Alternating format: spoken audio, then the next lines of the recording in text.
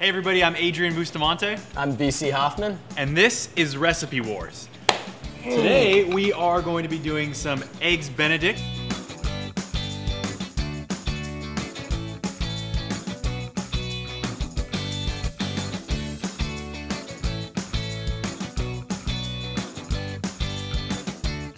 Over easy poached egg with Canadian bacon. Sorry, I was dreaming for a second. Wake up. Okay, we're gonna make it. Again, who is the chef and what's your recipe? So I'm doing Alton Brown, and he takes the traditional recipe and he just tweaks it ever so slightly. He actually has a couple techniques that he's using. For servings, we require 8 very fresh eggs. Over time, the thick white around the yolk, not to mention the yolk membrane itself, breaks down, making poaching all but impossible. So buy fresh or get yourself some chickens.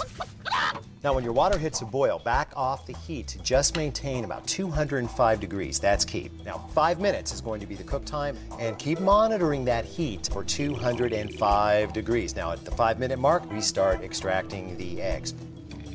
Now, you can refrigerate your eggs in their bath for up to 6 hours without losing any real quality. So, we will turn our attention to the hollandaise, and for that we'll need 3 egg yolks, oh, those are already out, and half a pound of unsalted butter. Hey! And he takes the traditional recipe and he just tweaks it ever so slightly. He actually has a couple techniques that he's using that I haven't used before when I'm actually poaching my egg. He puts it straight in the ramekin. Yeah. Having worked in the industry, I've done it a number of ways, one of which is the vortex, where you basically drop it in after actually twirling the water around in a vortex after it's been boiling. And the other way, which I used to do at Michelle Bernstein's restaurant, was taking it and putting it in plastic wrap. Take truffle oil, put it in the bottom with the actual egg, and then just drop it in. It is, but it came out perfect every time. And he uses the Julian Canadian bacon, which is great because it's more to the bite-sized portion, which is exactly what Julian is. Julian is just basically long, thin strips that are almost like matchstick size. And that's what you got right here. And then he actually sautés those up. It's gonna be perfect. This is how you do an eggs Benedict. And then I am doing the Jacques Pepin and Julia Child recipe, which again is the classic recipe that I've known for years. All right, I have a couple of egg yolk here, and I'm going to put a little bit of water in there and a little bit of lemon juice. A tablespoon each of lemon juice? Yes, what about a tablespoon altogether? And what you want to do, you want your egg yolk to be cooked enough. Often people are so afraid of cooking those egg yolks that actually they are not cooked enough, you know. But of course, you want to be careful not to do scrambled eggs. So, you know, sometimes you move them out, you move them back in when you feel that it's going a bit too fast. The ingredients in this recipe are very similar to the ingredients in BC's recipe. I have some Canadian bacon as well. I'm not going to julienne mine, I'm just going to throw it in a little bit of heat before I put it on the final product. But then we also have my eggs, some butter for the hollandaise sauce, some cayenne pepper, some white pepper, some regular salt, and we're gonna be good to go. So all the classic ingredients to any good eggs Benedict and hollandaise recipe. So I'm ready to go if you are. Let's do this. What are we getting started with first? So I think hollandaise? Let's do the hollandaise first because that actually can stay at room temperature slightly. We're gonna keep it warm. This is one of the most difficult and at the same time simple things to do. It's difficult because it's a pain in the butt. Outside of that, it's actually kind of easy. Here's the trick. You don't want it to break. That is key when you're making hollandaise sauce. So all you're gonna do, you're gonna throw your egg yolks in your pan, and there's 2 different techniques to traditionally make your hollandaise. One is over a double boiler, and you're gonna basically take a bowl, put over a bowl of pot of hot water, and then you're just gonna whisk that bad boy up. I'm not a fan of this. This is what they do in all the steakhouses, and I'll tell you why. Because when you are actually using the direct heat source underneath the pan, it controls the heat and the temperature that much better. And you have to constantly be on top of this, whisking vigorously. That is key. So let's throw, I think they're both almost the exact same. With the way Jacques Pepin did it was the same exact way. It's just putting the eggs in with a little bit of lemon, a little bit of water, about a tablespoon of each, or as Jacques said, you can actually use a tablespoon of one or the other. I'm obviously gonna add lemon to mine to give it that little bit of acidic flavor that we all know and love. There's 2 keys when you are whisking. One, make sure you use a metal whisk. 2, keep whisking, because if you don't whisk enough, you're gonna have the scrambled egg effect. Scrambled eggs. You don't want scrambled eggs. In fact, if you have scrambled eggs, you gotta start from scratch. If you break it later on, you're good. You can fix that. You can't fix it if you have scrambled eggs. The other thing, Windsor pans. Great way to do it. It's got that nice curve. The eggs can't hide in the pan, and you can get them at any angle with your whisk. So let's Hate it when eggs hide. Don't hide from me, eggs. So we're gonna throw those in. We're gonna throw in our lemon juice, and we're gonna throw in 1 tablespoon of butter as well as the 1 tablespoon of lemon juice. We're gonna just whisk that without even being on the heat yet. We're just gonna whisk that for about a minute. And you're just gonna get a nice, wonderful, fluffy emulsion. And what's so tough about this is you're doing 2 different types of emulsion. You're doing the first emulsion with the lemon juice and the water and the yolk, and then you're doing a second emulsion over the heat with the actual butter and the seasoning thrown in there. The biggest difference between our two is you're using butter that isn't melted, where mine is already melted, right? Right.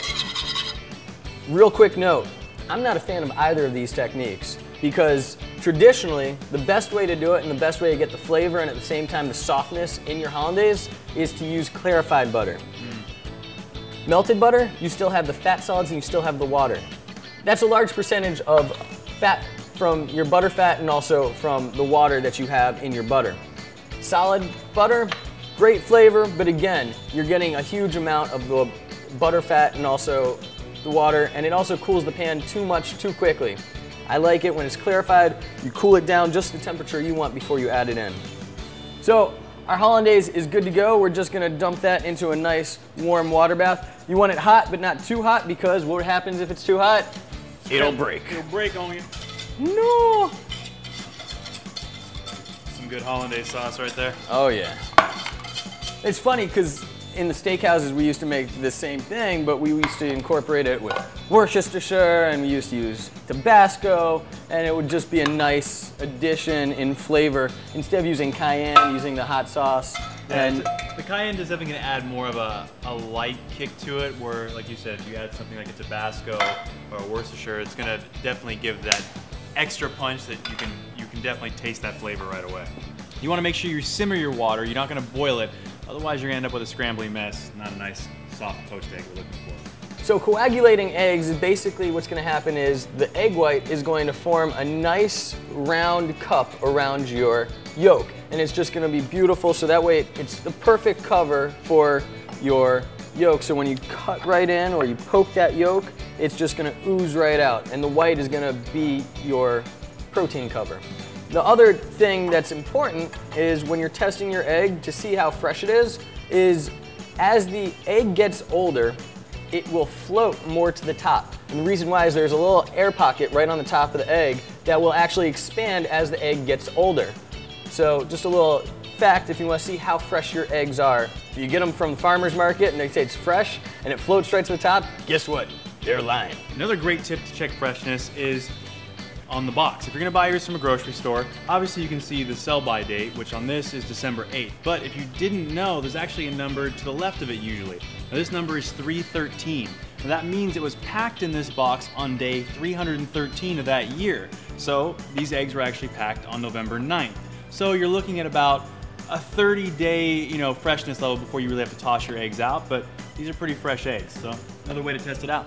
Now I'll be placing my eggs in the ramekins. Now what I'm gonna be doing is just placing them in the ramekin to make it easier for me to put them in my simmering water. You, on the other hand, will be cooking yours in the ramekin, right? I'm cooking it right in the ramekin. That's how Alton Brown did it in his recipe. It's really unique because I have never done that before. So he doesn't even grease up the ramekin, he just throws them right in with the hot water.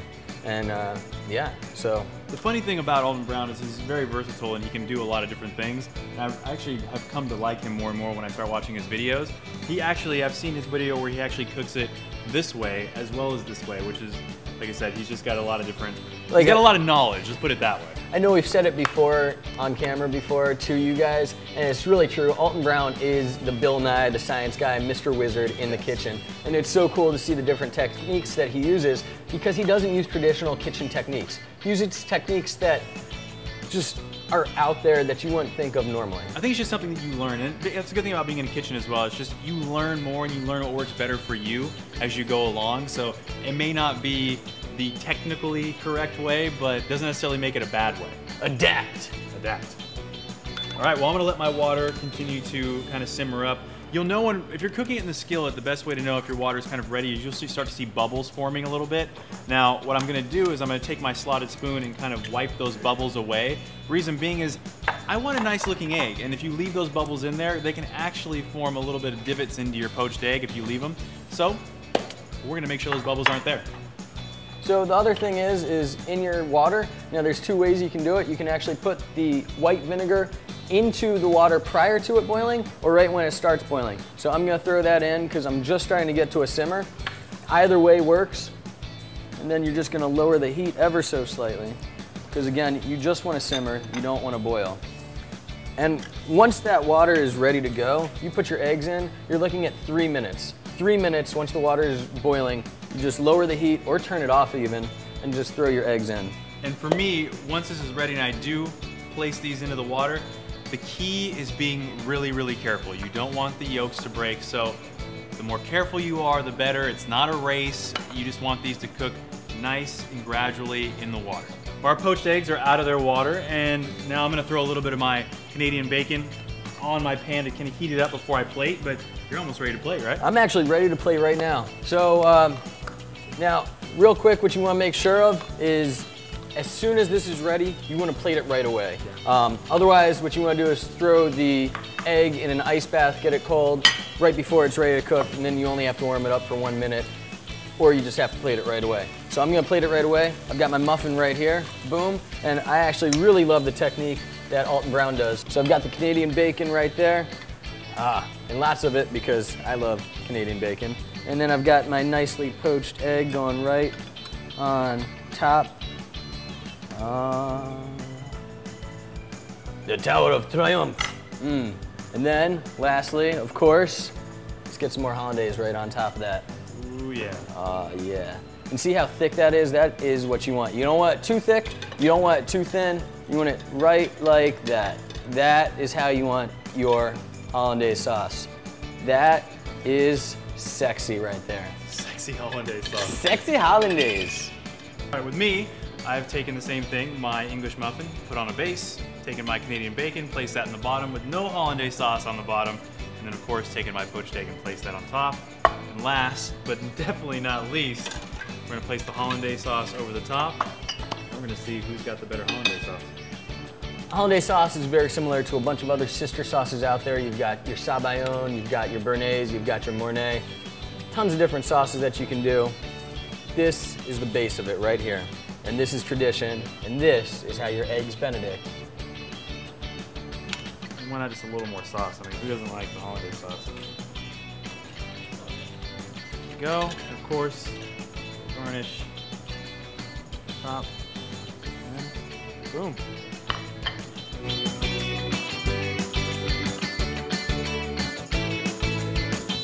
All right, we're back, and now it's time to see which of these egg Benedict recipes is gonna be better. So obviously this is Jacques Pepin and Julia Child's recipe for the hollandaise sauce. So let's make sure you get a little egg in there, a little ham, a little everything. Just dig in, go. Okay, go I'm going right in for the yolk. Let's go. Oh, it's so runny. Look at that runny yolk. Where are you running to? Get back here. And that's what you're looking for. When you have a poached egg, you want that nice runny yolk come seeping out. Just adds extra flavor to your dish. We'll see what this is all about. Huh? What do you say?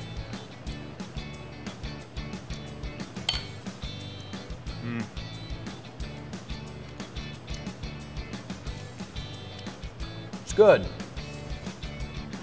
And I'm just gonna poke one thing. Sure. The hollandaise is a little thick. I would have added a little water to it. Just my 2 cents. Yeah. Just to thin it out a little bit more. And all you need to do is add just a little bit of warm water to it if you start to see it thicken up a little bit. Not even, just a tad bit, and it'll definitely thin it out a little bit more. And you can totally season the hollandaise sauce to your taste with a little salt, a little pepper as you go along. Yeah. All right, let's try this one. That being said, Canadian bacon, runny egg, perfection on an English muffin. Let's go in for the nooks and crannies on this bad boy. Get some yolk in here too. Let's go. Oh, look at that! Boom! And that's the explosion that you want from the yolk just coming right out of your egg right there, and it's gonna be perfect. I'm excited. Are you excited at home, viewers? Because I am excited.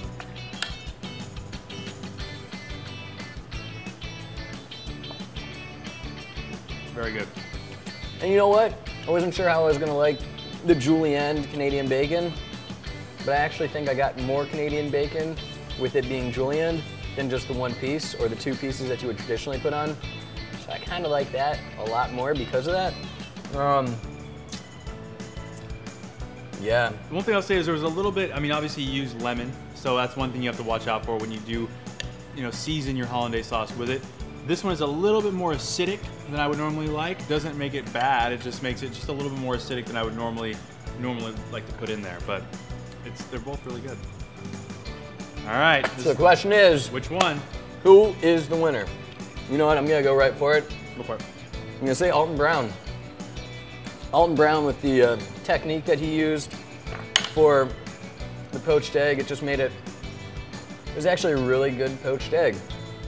And I mean, they both came out great, but I liked the technique that he used on that. I liked the technique he used on the Canadian bacon, and I really like the technique of putting the hollandaise underneath the actual muffin. I actually like it because it adds that extra moisture in your biscuit or muffin, whatever you're putting on top, brioche, your call at home. But I really like that. I'm going with Alton Brown. Alton Brown, huh? All right, well, I'm gonna go with Alton Brown also, more because of this, I did like the julienne Canadian bacon. I think the hollandaise sauces were, I mean, the taste in the hollandaise sauces were so similar that it was really, that really wasn't the one that was gonna tip it. I mean, they were basically made the same minus melted butter versus non-melted butter. But I had to look for something a little bit different, and I think that little extra bit, like you said, you've got a little bit more hint of Canadian bacon than you would with the Julia Child Jacques Pepin recipe. An extra Canadian bacon goes a long way. It does. You don't necessarily have to do Canadian bacon at home. You can substitute it with anything. You can do it over artichokes in case you don't want to do the muffin. I would stick with meat. I would too. I would stick with a pork product, but by all means, do whatever you want. So that being said, the winner of this recipe war, Alton Brown. Second place, but a close second. You can't go wrong with either one, Julia Child and Jacques Pepin. You can't go wrong with either because they both use Canadian bacon, and I'm happy. So, that being said, I'm BC Hoffman. And I'm Adrian Bustamante. And you've just caught Recipe Wars. Please subscribe to our channel, like us on Facebook, follow us on Twitter, and please keep watching, and we will keep on cooking.